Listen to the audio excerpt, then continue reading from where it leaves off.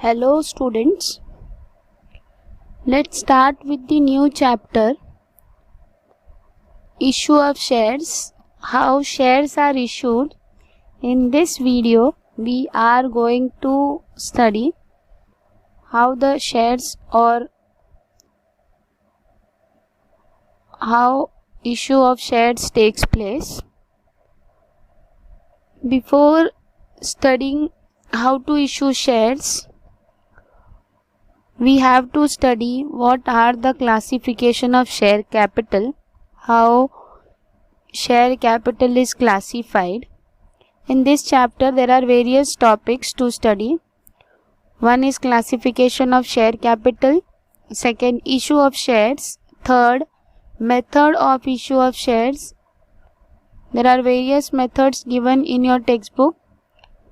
One is public issue or public offer of shares. Second, offering shares to existing equity shareholders. Third, offering shares to existing employees. And fourth, through private placement. After studying methods of issue of share, we have to study allotment of shares. Then after allotting shares, a company issue share certificate. Then in next topic we have to study share certificate, how call on shares are made, forfeiture of shares, surrender of shares, transfer of shares, transmission of shares, etc. Previously, forfeiture, call on shares, surrender of shares, these were not there. These three topics were not there previously.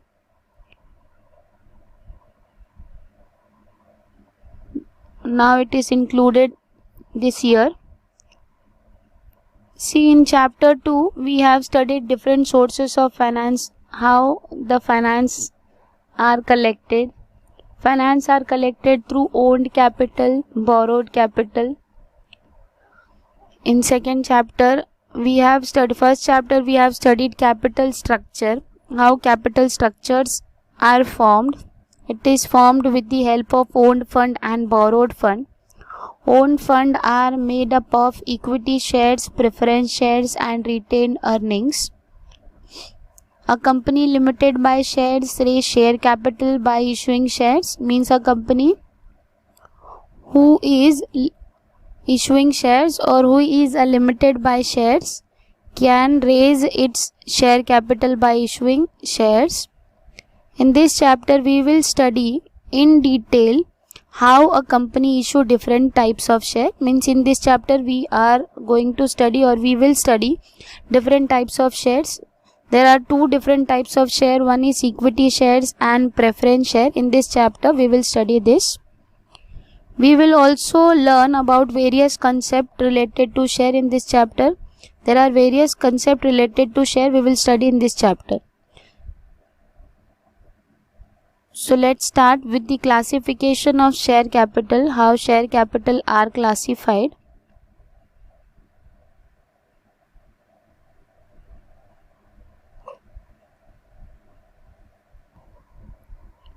Now see classification of share capital. First, see, there are two types of shares, or a share capital is made up of two types of shares. One is equity share and another one is preference shares. Usually in share capital the proportion of equity shares is always more than preference shares. अगर आप देखोगे तो ज़्यादातर share capital के अंदर equity shares का ratio ज़्यादा रखा जाता है और प्रेफरेंस शेयर का रेशियो कम रखा जाता है. तो शेयर कैपिटल दोनों मिलाकर बनाया जाता है, इक्विटी शेयर्स और प्रेफरेंस शेयर्स को. Shares capital can be classified. अगर आप उसके क्लासिफिकेशन को देखोगे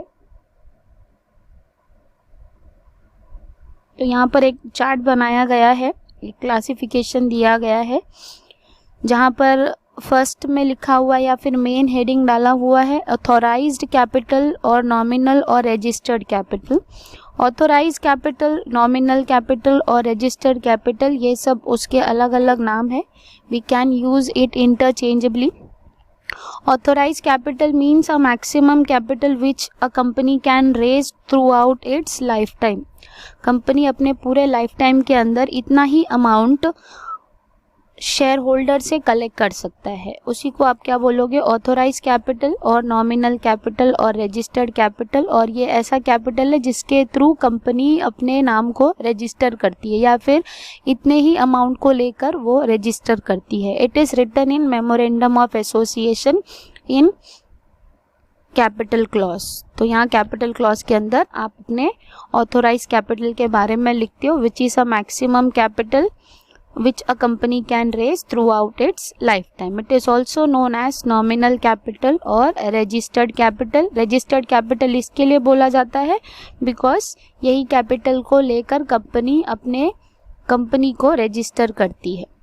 नाउ सी हमारे एग्जाम्पल में या फिर टेक्स्ट बुक में जो एग्जाम्पल दिया है उसके अकॉर्डिंगली कंपनी ने 1 लाख इक्विटी शेयर इशू किया है ऑफ ₹10 ईच, 10 ईच इन मतलब 1 lakh into 10।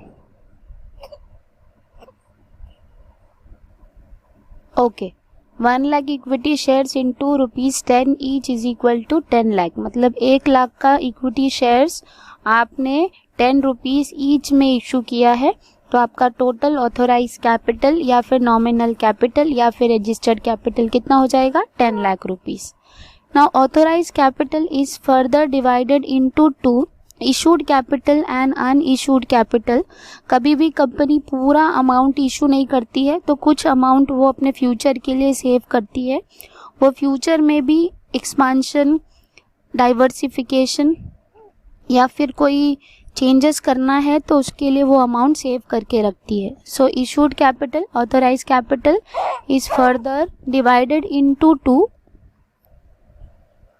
So authorized capital has two main classification, issued capital and unissued capital. Issued capital means those capital which is issued to the public, or unissued capital is that capital which is not issued to the public. So unissued capital is that capital which is not issued to the public. Issued capital के example में देखो यहाँ पर दिया है 40,000 equity shares are issued at ₹10 each, means आपका जो total amount होगा वो 4 लाख हो जाएगा। एंड अनइशूड कैपिटल के एग्जांपल में दिया है 60 equity shares of ₹10 each, means आपका टोटल अमाउंट हो जाएगा 6 लाख। तो यहाँ पर 3 कैटेगरीज हमने अभी अभी पढ़े। क्या क्या पढ़ा है? First capital is authorized capital or nominal capital or registered capital. Then authorized capital is further classified into 2, issued capital and unissued capital. Issued capital जो आप पब्लिक को इशू कर रहे हो वो issued capital, और जो आप पब्लिक को इशू नहीं कर रहे वो unissued capital. Next, issued capital is further classified into 2, subscribe capital and unsubscribe capital. Subscribe means इतने लोगों ने उसको परचेज कर लिया है, और अनसब्सक्राइब मीन्स जितना अभी तक परचेज नहीं हुआ है। सो सब्सक्राइब कैपिटल में हमारा इशूड कैपिटल था 40,000, जिसमें 30,000 इक्विटी शेयर परचेज कर लिया गया है, और अनसब्सक्राइब जिसमें 10,000 इक्विटी शेयर अभी तक परचेज नहीं किया गया है।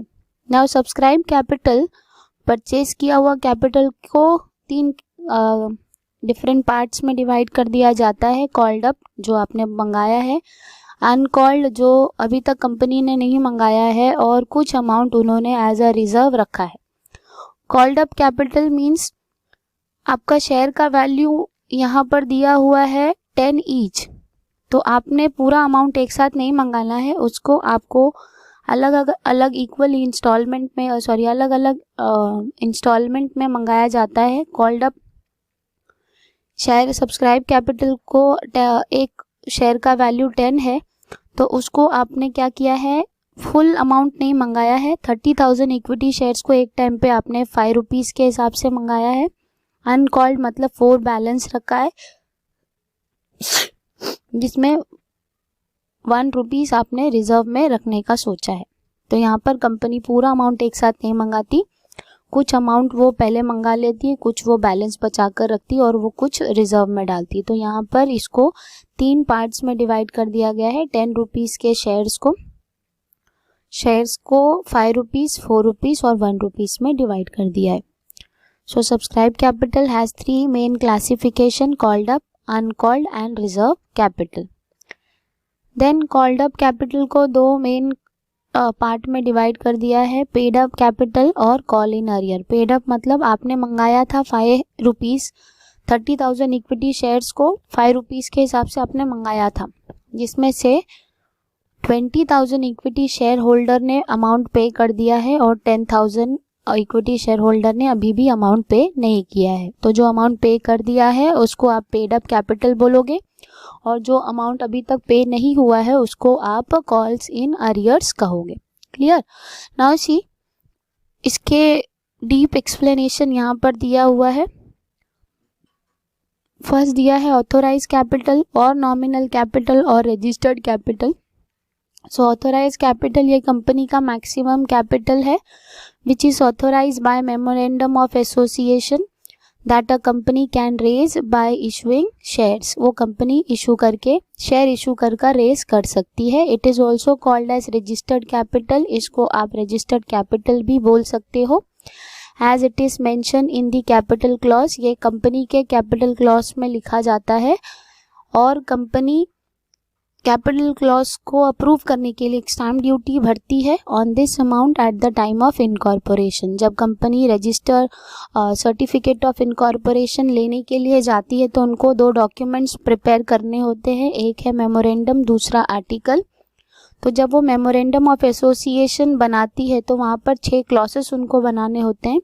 उस क्लॉसेस में से एक क्लॉज कैपिटल क्लॉज है जहाँ पर कंपनी को अपने ऑथोराइज कैपिटल के बारे में लिखना होता है और authorise capital means a company का मैक्सिमम कैपिटल जो कंपनी अपने लाइफ टाइम तक रेस कर सकती, इससे ज़्यादा अमाउंट वो रेस नहीं कर सकती।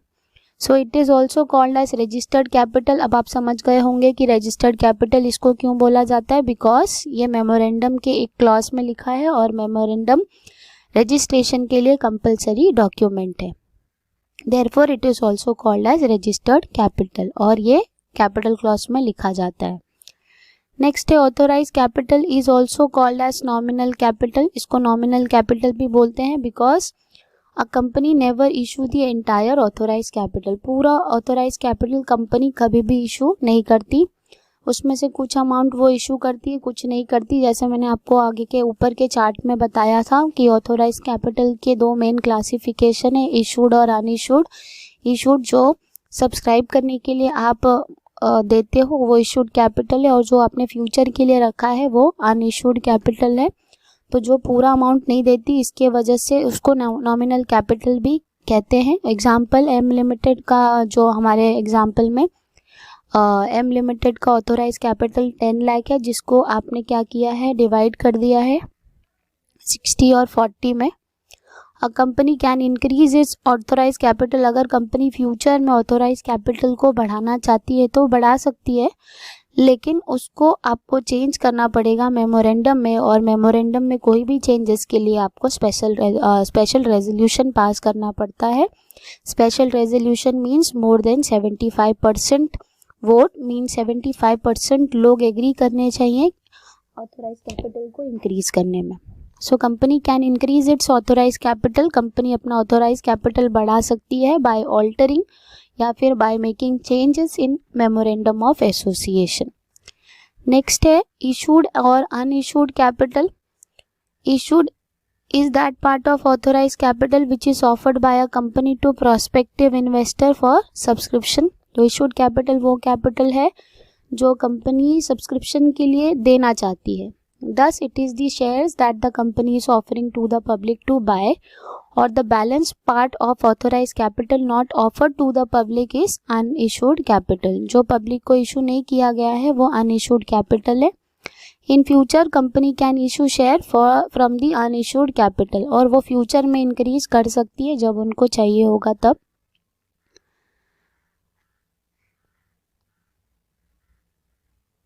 सो the balance of authorise capital not offered to the public is unissued capital.